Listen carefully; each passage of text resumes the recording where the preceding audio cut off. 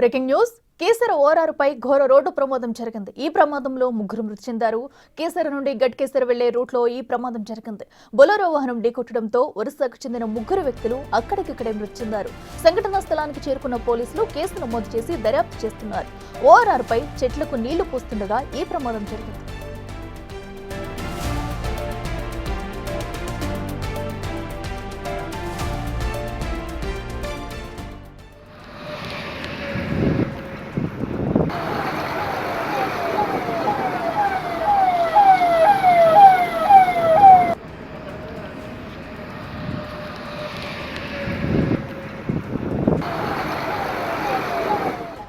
కేసర ORR పై జరిగిన ఘోర road ప్రమాదంలో అక్కడికక్కడే ముగ్గురు వ్యక్తులు చనిపోయిన దుర్ఘటన మనం చూస్తున్నాము. అయితే చెట్లకి నీళ్లు పోస్తుండగా కూడా వచ్చిన బొలెరో వాహనం వేగంగా ఢీకొట్టడంతో ఈ ఘటన జరిగినట్టు సమాచారం అందుతుంది. సో వెంటనే ఘటనా స్థలానికి చేరుకున్న పోలీసులు అయితే ఈ ఘటనపై కేసు నమోదు చేసి దర్యాప్తు చేస్తున్నారు. సో అటు ఓఆర్ఆర్ పై అయితే అతి వేగంగా వాహనం రావడమే దీనికి ప్రమాద కారణంగా అయితే కనిపిస్తుంది. మరో పక్కన ఘటనకు సంబంధించి పోలీసులు అయితే వివరాలు సేకరిస్తున్నారు. మృతులంతా ఎక్కడి వారు, ఎటు నుంచి ఎటు వెళ్తున్నారు, వారి వివరాలు అయితే సేకరిస్తున్నారు. మరో పక్కన కుటుంబ సభ్యులకి ఇప్పటికే సమాచారం అందించారు. సో మనం చూస్తున్నాం, అటు అంబులెన్స్ కూడా అక్కడ ఘటనా స్థలానికి చేరుకుని అటు మృతులను క్షతగాతులను కూడా ఆసుపత్రికి తీసుకెళ్లిన తీరు మనం చూస్తున్నాము. ఏదైతే కేసర ఓఆర్ఆర్ పై జరిగిన ఘోర రోడ్డు ప్రమాదంలో ముగ్గురి మృతి చెందడం అయితే వారి కుటుంబంలో విషాద ఛాయలు అలుముకున్నాయని చెప్పాలి. సో మరో పక్కన ఎవరైతే బొలెరో వాహనం అటు డ్రైవర్ ఉన్నాడో గణేష్, సో అతన్ని కూడా మనం స్క్రీన్ పైన అయితే చూడొచ్చు. సో అతి వేగమే ఈ ఘటనకి ప్రమాదం అంటూ పోలీసులు అయితే చెప్తున్నారు. సో మినీ ట్రాక్ ని అటు ఢీ కుట్టడంతో ఈ విషాద ఘటన చోటు చేసుకుంది. సో ఏదేమైనా అటు ఓఆర్ఆర్ పై జరిగిన ఘోర రోడ్డు ప్రమాదంలో ముగ్గురు మృతి చెందారు.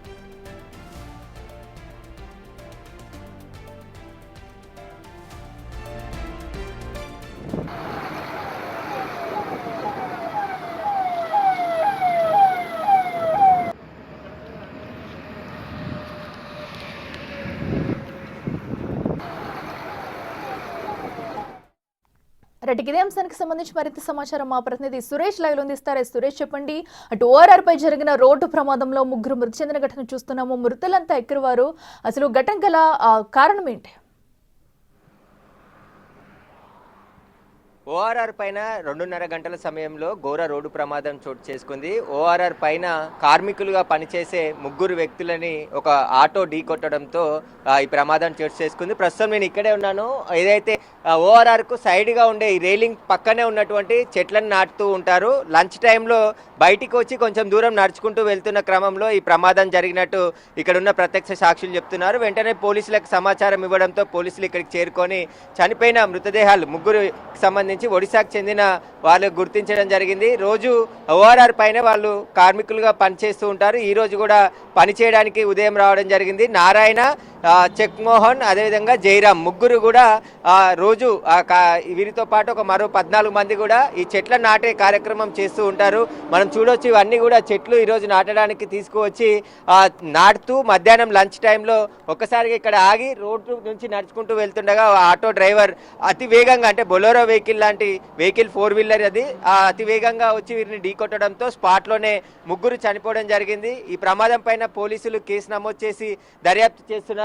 మృతదేహాలని పోస్టుమార్టం నిమిత్తం గాంధీ హాస్పిటల్కి తరలించడం జరిగింది. అయితే అత్యంత వేగంగా వచ్చి వీరిని ఢీకొట్టడంతోనే ఈ ప్రమాదం జరిగినట్టు తెలుస్తుంది. మద్యం మత్తులో డ్రైవర్ ఉండడంతో అతనికి ఈ ప్రమాదానికి తీవ్రత ఎక్కువగా ఉందని చెప్పేసి కూడా తెలుస్తుంది. ఇక్కడే ఓఆర్ఆర్ పై వెళ్తూ వెంటనే పోలీసులకి సమాచారం ఇవ్వడం జరిగింది. వాహనదారులు ఒక ప్రత్యక్ష సాక్షిని ఒకసారి మాట్లాడదాం. ఏం జరిగిందండి అసలు? యాక్చువల్లీ నేను అడ్వకేట్గా పనిచేస్తాను, తిరుపతివరం నా పేరు.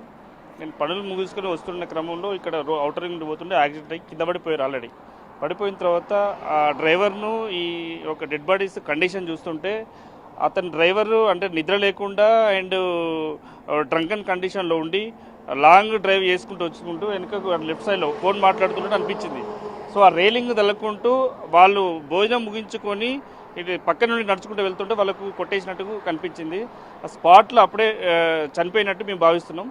సో ఇదేంటంటే కేవలం ఇదంతా నెగ్లిజెన్సీ వల్లనే, డ్రైవర్ నెగ్లిజెన్సీ వల్లనే చనిపోయిందని చెప్పి మేము అనుకుంటున్నాం. ఎందుకంటే అక్కడ ప్రత్యక్ష సాక్షులు కానీ వాళ్ళని చూసిన సందర్భాన్ని బట్టి వాళ్ళని ఎంక్వైరీ చేసినాం.